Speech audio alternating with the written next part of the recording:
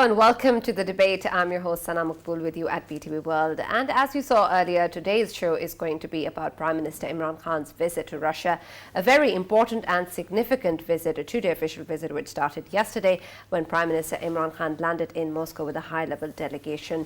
This is, of course, an important visit and something, in Prime Minister's own words, that holds a lot of excitement, saying, what a time I've come, so much excitement. And of course there is, because our relationship with Russia is an important one, and we're warming it up and developing it even further, and of course to taking all the sorts of benefits that can come with improving this relationship. And this is something that is reciprocated from Russia's side as well. What comes out of this visit is going to hold a lot of significance. We know, of course, that energy cooperation is the most important factor in the visit to Russia for Pakistan, with specific regards to the gas pipeline project that holds great significance to the country.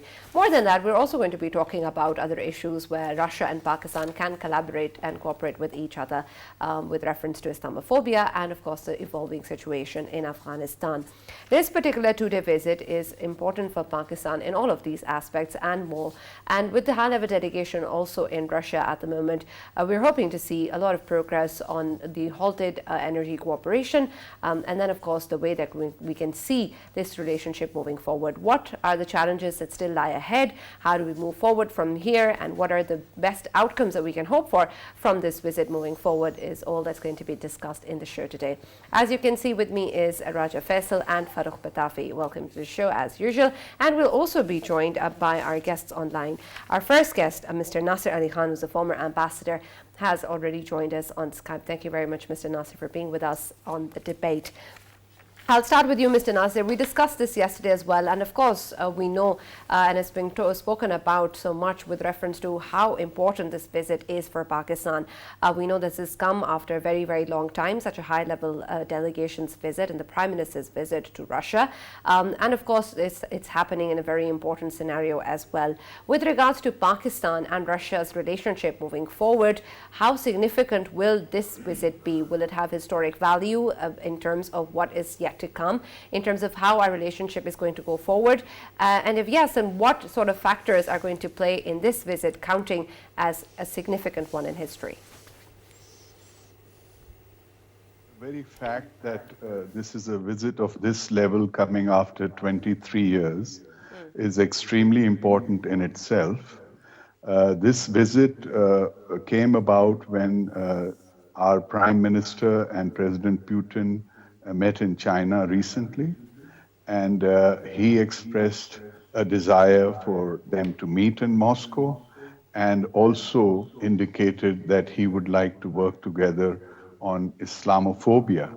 This is one issue which was very close to our Prime Minister's heart, and it encouraged him to make this visit. Now, I must point out that this visit was planned about a month before the precipitation of this Ukrainian crisis. Sure. So there is a lot of talk about whether this visit should have been postponed. I think certainly not. Each country looks after its own interests. And at a time like this, if we would have cancelled or postponed this visit, it would have sent a very wrong message to Russia. Now, as far as what are the important issues that would be discussed, as you mentioned, energy is probably the primary issue. But another very important area of common interest is, of course, Afghanistan and other security in the region. Pakistan is not only a part of the SCO, but vis-a-vis Afghanistan, which has this risk of becoming a failed state because of the humanitarian crisis and other problems that result from it, I think would be very, very harmful for Pakistan in more ways than one. On the other hand, we have realized that after the Western states have more or less abandoned Afghanistan in the recent past, it is for the regional countries to get together and make sure that the Afghan government or the Afghan people, especially from the humanitarian point of view, are taken care of, because if the state fails in this sense, it will have a detrimental effect on all countries in the region. The third issue, of course, is going to be the business community, the possibility of investments.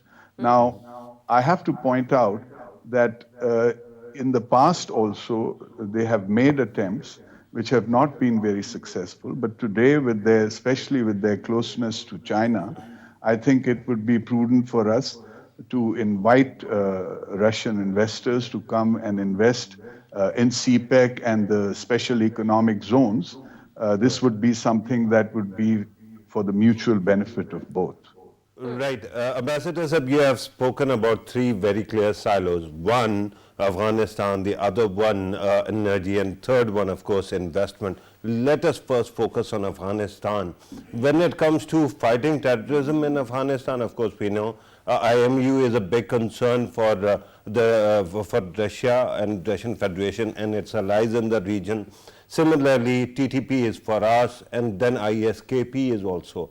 How can the two countries develop some kind of mechanism to combat terrorism in Afghanistan and in the region so that we work closely and without any problem? Are you talking about the cooperation between Russia and Pakistan vis-a-vis Afghanistan? Yes. Right, sir. Yes, of course.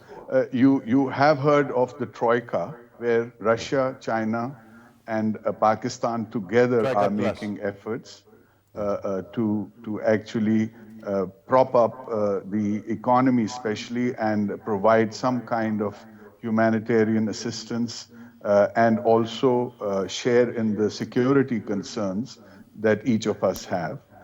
There is this TTP issue that you mentioned, and of course in China there's the Uyghur issue. So all three of these countries have security concerns vis-a-vis some of the non-state actors that may be operating in Afghanistan.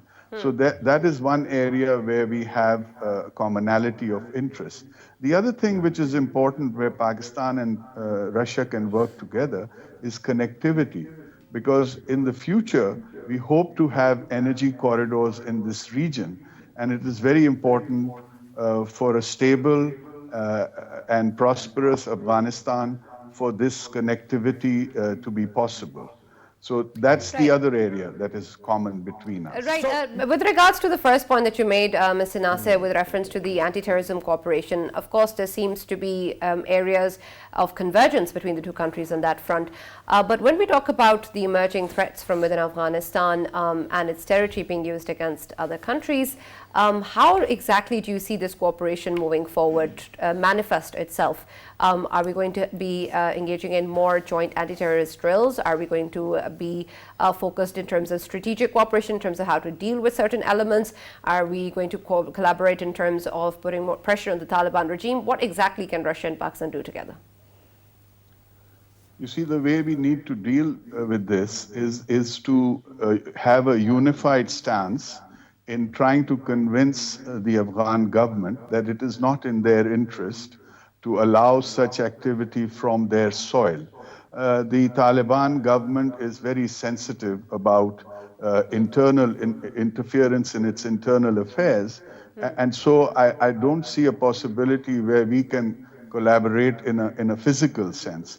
What we need to do is to use diplomacy and to try and convince the Afghans that if we are going to help them, then they have to be sensitive to the problems that we foresee vis-a-vis the export of terrorism from their territories. All right. Yes, Faisal.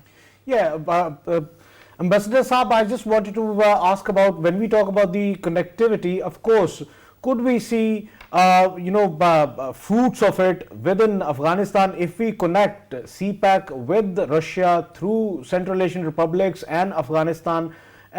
Why I say this, because right now, of course, they are facing humanitarian crisis, and in these dire situations, of course, population at large of Afghanistan is vulnerable to all of these outfits, the terrorist outfits, and it would be easier for them to lure them in, giving out some money, so the region would go back to where it started before. So if we look at this connectivity, of course, Pakistan and Russia, they might have talked about, having this connectivity plus creating jobs for people of Afghanistan, obviously with the sort of economic activity. Am I right, sir? Can I expand this question a bit further, sir, especially because we are talking about untapped potential of the Central Asian Republic as well. Is there a possibility of connecting these two regions in a way that it creates a win-win for every country? Indeed. You might have heard of the TAPI, which is the Turkmenistan, Afghanistan, Pakistan, India pipeline that has been in the works for decades now. Now, because there were problems in Afghanistan, a lot of people felt that this would never come to fruition. However, I personally believe that when you have connectivity like this, when there is this possibility that there may be a major pipeline passing through Afghanistan, this itself will give dividends for peace. Because Afghanistan has been ruled for decades, if not centuries, as a loose understanding between Kabul and the different warlords and the different tribes in the country. Now, if you were to have a pipeline, imagine a pipeline that goes through Turkmenistan and Afghanistan and through Pakistan. Afghanistan and the people whose areas this pipeline is going to be passing through will be able to make hundreds of millions of dollars in transition fees. And if they realize that we are going to get this monetary benefit from it, it will be in their interest to have peace in that region and to actually protect that pipeline. So this is how Afghanistan really works, in my opinion. And if your question is there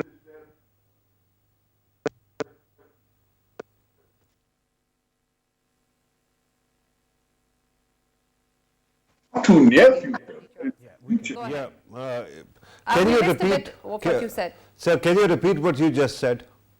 Just the last bit, sir. I was saying was that if we manage to have connectivity, I'm giving you an example of a pipeline. Let's say we have a pipeline from Turkmenistan through Afghanistan to Pakistan and India or to China. It will provide hundreds of millions of dollars in transition fee to the Afghans. Now, whichever warlord, whichever area it passes through, it will be in the interest of that warlord to have peace over there, and they themselves protect that pipeline. Exactly. Right. Another thing, Nasir Sahab, that you mentioned earlier was with regards to the energy cooperation being an important aspect of discussion. And Ahmad Azhar also spoke about this, saying that certain outstanding issues are going to be under discussion with reference to the gas pipeline project. What may those outstanding issues be, and how do you think moving forward can these be discussed and resolved within this engagement? As far as Pakistan is concerned, when we are discussing energy with Russia at the moment, the most important thing is the north-south pipeline, which is about 1,100 kilometers long, and which is a gas pipeline, which will help us to take the LNG that we import all the way north to different areas, industries that it is required in. Apart from that, of course, there are people in Russia, there are businessmen in Russia who have shown an inclination, an interest in investing in Pakistan. And in these areas, steel is one area. Apart from that, there are many other opportunities in hydroelectric power, in all kinds of different energy projects. You know, Gazprom is one of the largest gas companies in the world. There are many opportunities for them in Pakistan, and they would be interested if the conditions are good. Now, it is in our interest to try to showcase the opportunities that we have and to invite investors from Russia in this regard. Mr. Ambassador, an interesting question. If we look at the statement issued by obviously the government of Russia, it was right at the end, it discussed that discussion related to developments within South Asia was obviously discussed as well. So, and the next news we are getting from our neighboring eastern neighbor, India, is that they have called a CCS meeting, a high-level CCS meeting, and later on they have announced that Modi late-night telephone call would be made to President Putin, and it must be obviously, concerning them. That's why they must have been, thinking about making a call to Vladimir Putin. Why I say this? Because to some extent, don't you think that AUKUS as well as Quad would be part of the discussion as well, owing to the fact that AUKUS and Quad, they are quite active in Indo-Pacific right now? Yes, yes. But you see, as far as Russia's relationship with India is concerned, it is not only a very old relationship, it is still there very much, especially in the defense and in different industries. And it's a longer standing relationship than we have with them.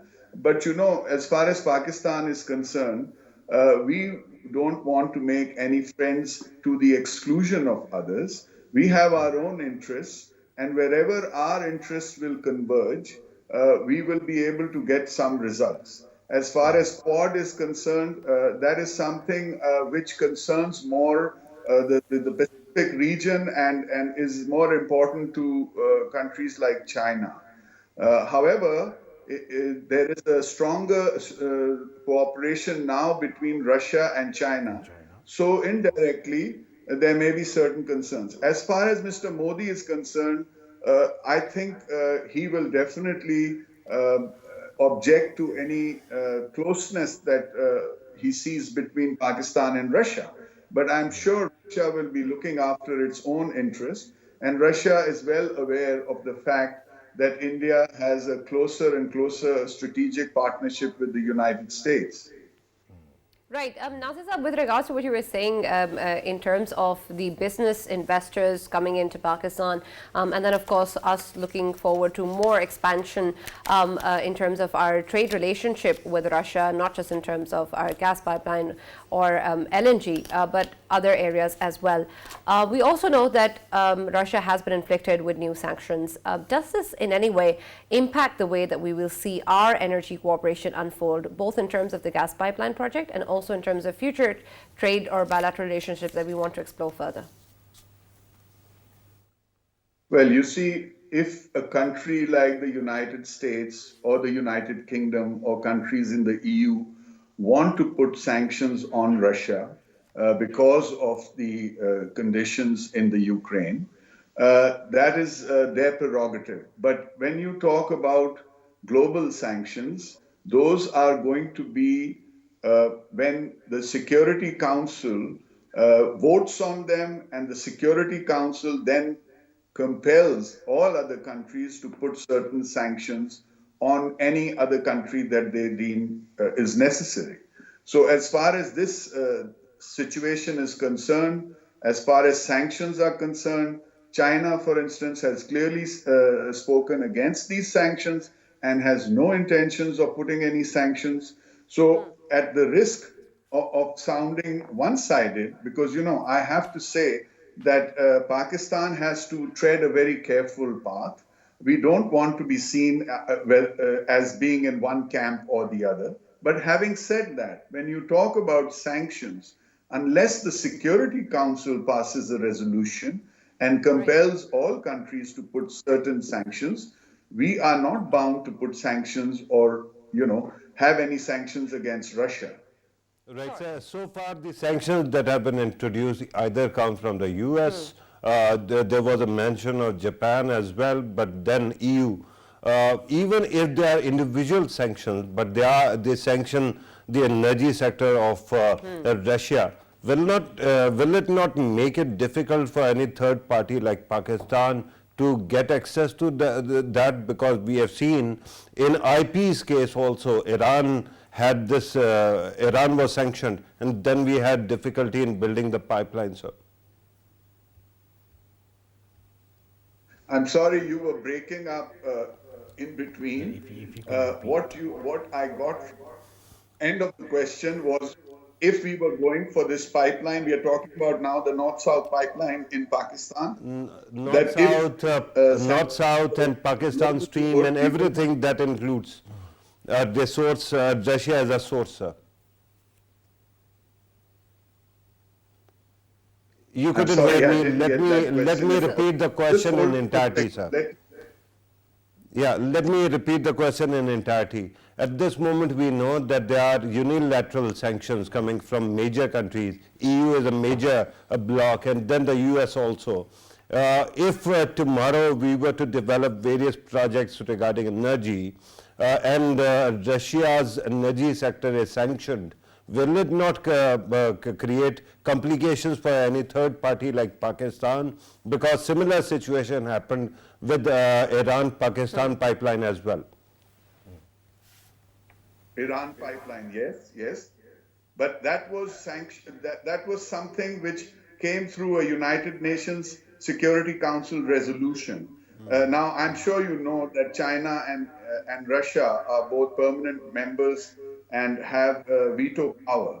But hypothetically, yes, if globally we are compelled to have sanctions, then perhaps the pipeline itself may not stop. But, you know, if we were to get energy from Russia in some way, that might be affected. Yeah, Ambassador Nasir, sir, we know that oligarchs, when it comes to Russian economy, oligarchs play, a big role. And if we look at BRI, they have been investing BRI. What if Pakistan, obviously seeking FDIs right now, would be looking to, have some investors from oligarchs, Russian oligarchs as well, especially when West is sanctioning oligarchs to, take money there and spend it there. Could we say that they will be attracted towards investing in, as you have earlier mentioned, SEZs? Plus, if we do it, what kind of, diplomatic pressure we might feel from the Western countries? Why? Because these are the very oligarchs that would be sanctioned by the West. Yes, again, if the sanctions are global sanctions, if they are put in place through a resolution of the Security Council, then yes, it will be affected. Now, what you need to understand is if hypothetically an oligarch comes and invests in Pakistan, once the investment has arrived and that industry is running, no sanction can stop that industry. Sanctions will stop that oligarch from his financial dealings, maybe. They can stop him from repatriating his profits from Pakistan because he may not have access to financial institutions because he is sanctioned. But if he has already set up an industry in Pakistan, we will not be compelled to stop that industry from running. That does not happen. All right. Let's also move on to what you talked about in terms of Islamophobia also being another important aspect of discussion between Russia and Pakistan. We've seen that perhaps both countries have similar views on that. But are we actually on the same stance with reference to what needs to be done about it, or what we really understand from this term, or how are we going to be able to tackle this on a global scale? Whichever country helps us in trying to reduce this fervor of Islamophobia is going to be to our benefit. Now, even Islamic countries themselves have not stuck their heads out to be able to confront this major problem that we are all facing. So if we get support from a country like Russia, I think that goes a long way in making the world aware of this issue.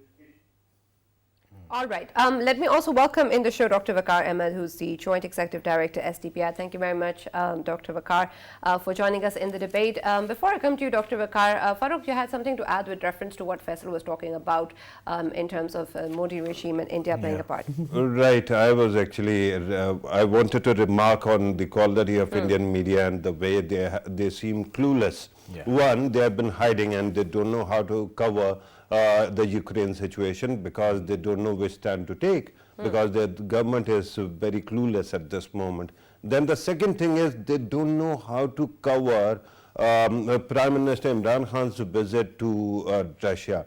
On one side, of course, they can bait Pakistan or Russia through this, but then there's a problem. The problem is that when they do it, they annoy Russia, and then to their own audiences, they telegraph that they are actually losing Russia as well.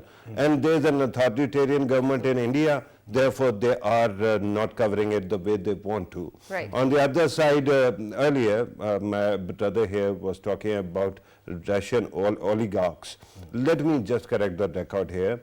The Western media may call them oligarchs. Russia doesn't. They are businessmen, actually. Yeah, Of course. we would call them businessmen. Right? All right. Dr. Waqar, this of course is an important visit for Pakistan with our Prime Minister and high-level delegation being in Russia. And we've discussed many aspects that are of course important in terms of energy cooperation, the issue of Afghanistan, and of course Islamophobia as well. When we talk about the way that perhaps our trade relationships can go forward, there are many different factors to improving this relationship between Russia and Pakistan. And of course the gas pipeline and energy cooperation take lead in terms of what we need to do moving forward. What do you hope for in terms of any real actionable item coming out from this visit from the Prime Minister? Or do you think that the fact that this is coming after such a long time and holds symbolic value, this is just the first step forward in taking our direction in the right place with Russia? Thank you very much. I think this is a very important question. And Pakistan and Pakistani businesses have been eyeing the Russian market for quite some time now. And given that Russia has influence in CIS region as well, Pakistan has been also trying if Russian influence can be used for creating greater market access for its goods and services in the CIS region. The current volumes currently remain very low. For example, during the fiscal year 2021, Pakistan's total exports to Russia were to the tune of $175 million, which means that there's a large potential still to be tapped with Russia, given the size of this economy. Then second, of course, the potential of services exports, particularly in IT and ICT sector, also remains, which will, of course, benefit a large young youth population in the country as well. We are really hoping that the sideline meetings of the Commerce Advisor and the Foreign Minister would certainly pick up this point on market access. However, trade alone is not the only end objective of economic cooperation.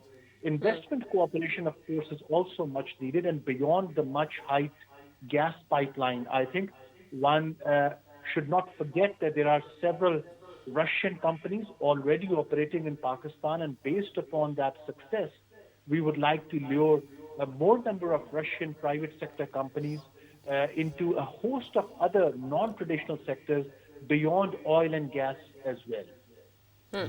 Right, Dr. Saab, you are, mashallah, whenever you come to our program, I think that we have got a great resource of research and data as well.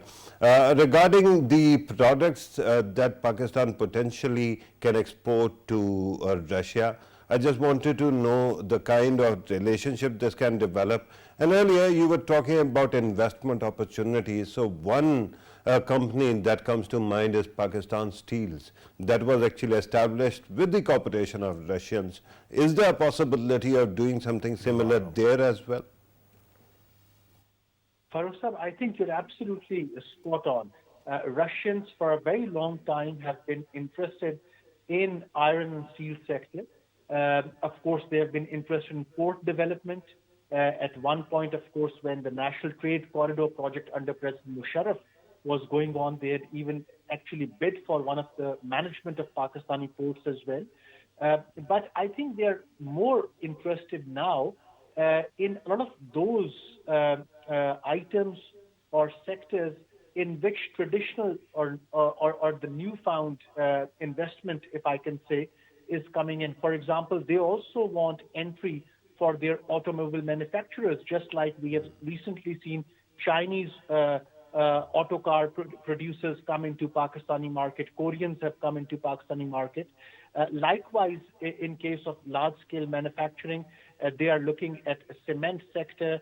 They have been looking at construction materials sector, producing electricity grid inputs, materials. I think there are a host of activities where Russians have been interested. Very recently, one of their delegations has visited Russia economic zone, special economic zone, in which, of course, we are now also inviting non-China investment. However, Farrukh Sahab, going back to your question, reality check is also important. The fact that Pakistani exports are narrowly based, we are missing out on the opportunity. And in fiscal year 2021, the top 5 or top 3 exports to Russia were cotton, apparel, leather, and fruits and vegetables. This is certainly, at least I would call it very low value added, and Pakistani private sector really needs to scale up and raise the level of competitiveness so that they can compete in the Russian market. Dr. Waqar, could you please tell me, obviously it would be part of the agenda as well, that Pakistan wants to attract the investments in the IT sector and emerging technology sector, because this is going to really benefit the 67% of the population of Pakistan that is below the 35-year-old youth. So what I wanted to know, is there some expectations from Russia in this sector? If yes, then could you please elaborate? Yes, I think already there had been some discussions before Prime Minister's visit with regards to how Russia can be invited to optimally gain from the CPEC's optical fiber infrastructure which we have actually installed. And given that Pakistan is very interested in strengthening online security, online payment mechanisms, in which Russian expertise have also been invited. In fact, 2 of the firms had bid very recently in one of the online security projects. Second, you rightly talked about IT. During Prime Minister's visit, Prime Minister is trying to attract IT and ICT firms into the Special Technology Zone Authority, STZA initiatives, which are there now in all the provinces, and we are trying to set up special technology zones wherein, of course, we can invite these foreign firms, including the Russian enterprises, not just for their own solo FDI, but also for having joint ventures with local Pakistani IT firms. Right. And Nasir Saab, with reference to the kind of areas that we can see investment and trade relations and business relations increase with Russia, of course, all of these areas are important, and there's much that Pakistan can also do to attract more investment and businessmen in the country as well. What sort of areas can we also look into in terms of bringing more Russian investment, in terms of making it easy for the businessmen in Russia and facilitating the entire process? And also with regard to various projects that Russia can perhaps collaborate with, can CPEC related projects also be a consideration for Russia? And Ambassador Shah, if you can add in, could we see exchange students, like students they would be exchanging both of the countries, like we have with China, like we have with the Western world? Could we see more of that trend with Russia as well in coming years? Indeed. In the last 50 years or so, we have had countless doctors and engineers who have been trained in Russia. And apart from the fact that the level of technology in Russia is world class, our engineers and our doctors have also benefited a great deal from that. So I think as we get closer, as the relationship gets stronger, there is no reason why we cannot have exchanges of students. But coming back to the investment opportunities, I want to approach this from 2 sides. Where you can see an opportunity where both sides have a kind of win-win situation where both would benefit is in the field of agriculture, because agriculture is extremely important for Pakistan and has a tremendous potential for growth. but we need modernization.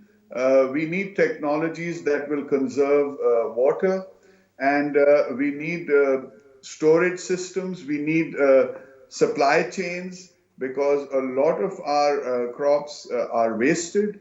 So in this field, Russia can also not only help us, but actually invest and enjoy healthy profits and be able to repatriate them back to Russia. The other point I'd like to make is that, Doc was mentioning that, we have very few exports that we have successfully been able to send to Russia. Yes, I will accept that in a lot of cases where the government or some other agency has been able to create an opening for our businessmen, unfortunately, they have been lacking, not just in their appetite to invest, but in terms of competence also. An example can be seen in GSP Plus, where we were expecting a huge boost in exports, but the industry was not equipped to actually fulfill that or increase that number of exports. So what I would propose to the Russian investor is to not only look at the large market which exists in Pakistan, and if they can competitively manufacture any products here which they can sell to the Pakistani population, but also, you see, Russia has for a long time wanted to have access to the warm waters of the Gulf. And by giving them this opportunity to invest in our zones here, it gives them a proximity to the Middle Eastern markets. So, any products that they want to sell will become more competitive if they manufacture them here with all the tax incentives that we will give them, and the fact that freight to the Middle East will be much less. Right, Ambassador Saab, I was really glad that earlier Faisal asked about academic exchanges and educational cooperation between the two countries, and then you also very rightly pointed out that our students have been studying there in Russia for past 2 or 3 decades. Now the question is, if you remember when engineers and doctors were actually getting educated there, they had a tough time getting reabsorbed in Pakistan's technical market, right? And that actually calls for a discussion on the need to standardize or establish some kind of standardization mechanism between the two countries. You'll have to address that. And then, of course, it actually takes me to a broader question about this meeting or this visit. Is it going to be one act play, sir, this event, or we are going to see a television serial of exchanges and more cooperation? I'm hoping that will not be the case.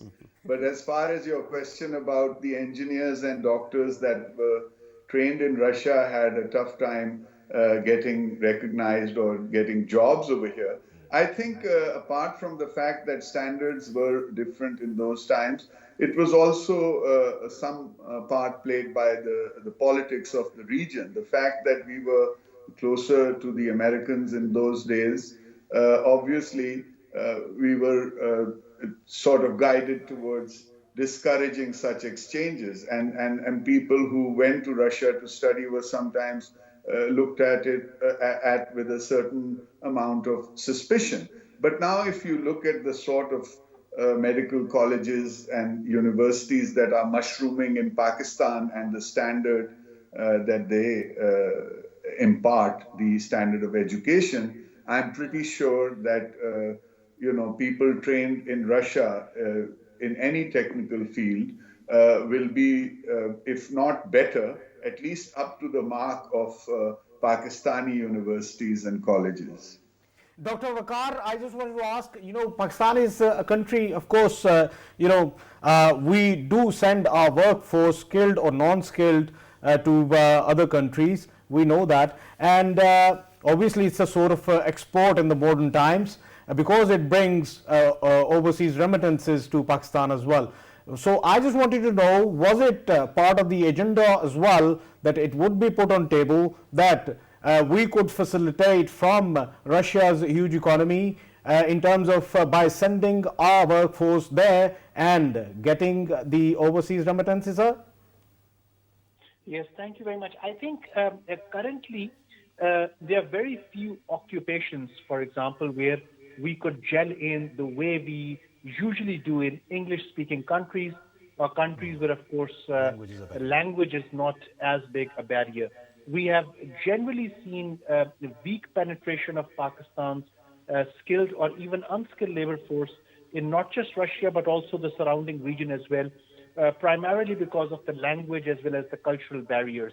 So I think your question is very important, that institutions such as, of course, NABTEC and other ecosystem of technical and vocational education would really have to gear up in order to sort of tap the potential which the Russian market presents for Pakistani workers aiming to sort of go abroad or position themselves for employment abroad. Currently, what I do understand is that one of the points is, while Prime Minister's delegation will be discussing with their counterparts in Ministry of Foreign Affairs in Moscow, one of the discussions is related to the current problems which the Pakistani community is facing over there, or their most common problems, which usually come up when the two countries meet. All right. My last question to you, Mr. Nasser, since we're almost out of time, is with regards to Pakistan's effect of this relationship in terms of US and Pakistan's relationship as well. Of course, if we also not talk about what is going on in the world at the moment, but in general with reference to our relationship with Russia moving forward, how is it going to impact our relationship with US? Of course, we've stated this, and Russia's also stated this, it's not a zero-sum game, but at the end of the day, will Pakistan have to choose camps at any point, or can it navigate itself through all of these relationships? Good question. Well, I'm hoping very much that we will not be forced to take sides. We have a very, very old relationship with the United States and the European Union, and they are still our largest partners by far in terms of the exports. So we have to be very careful in showing neutrality. Unfortunately, this visit may in some quarters send the wrong messages, but we have to engage with these countries to try to make them realize that we look after our interests. And this particular visit, as I said earlier, was planned about a month earlier. Now, at a time like this, if we were to postpone it or to cancel it, it would have sent a very, very wrong signal. So I am very, very, I'd like to be very cautious in not giving the impression that Pakistan is taking any sides. Pakistan wants to look after our own interests, and we have to reiterate the fact that Russia, because of Afghanistan and this specter looming over us of a failed state next door and the implications on us in terms of refugees especially, Pakistan has to look after its regional interests primarily. And in that very context, quickly, Ambassador Saab, can you clarify the term that you used? You said failed state next door. Were you referring to Afghanistan or India? Both. Indeed, I was. I was. Okay. Because in that respect, this is a most immediate and grave problem. And in that respect, it is the region that's important. And from that point of view, Russia will be a very, very important player. So we have to let the world know that we are going to look after our own interests. And in our regional interests, Russia will continue to be an important player. Right. Thank you very much, Nasser Ali Khan and Dr. Waqar Ahmed, for joining us and being part of the debate. And of course, giving your opinion with regards to what this visit may entail and how important Russia and Pakistan's relationship is. Of course, the Prime Minister's visit to Russia is still ongoing, and there's going to be much to talk about in the coming days as well. But one thing's for sure, which Nasser Saab earlier also mentioned, is that it's important for the world to understand that our relationships with each and every country is important to us, but of course, our national interests are important foremost. Sana, Farrukh, you want to add something? Yeah, Sana, if I could. Seems like if I can yeah. smell the air. Yes. And I have to Sana, what also- I wanted to add is, you know, our Prime Minister, he had a clear stance, and he has been highlighting again and again that he believes that if there are, conflicts, then rather than in the battlefields, they should be dealt on the tables. Absolutely. So he Something always we've had always that talked about. stance. So obviously Pakistan believes And it in should be clear to all. multilateralism. Yeah. Absolutely. And that is not all. This is important to be on every table because, as they say, if you are not on a table, then probably you are on a menu. Yeah. Right? And that is one aspect which is very important. Secondly, why should Pakistan be choosing between countries? Right. Why can't we have good relations with everyone? At this moment, nobody is certain what kind of world order is going to develop. Whether it is going to be multipolar, bipolar, or then complicated or complex interdependence. So Pakistan should be working very closely with everybody without annoying anybody, and this is what my PM and my country is trying to do. Absolutely, and that's the only thing that's certain, that Pakistan is our first priority, and that should be clear to all. Thank you for watching the debate. We'll see you tomorrow once again at 9.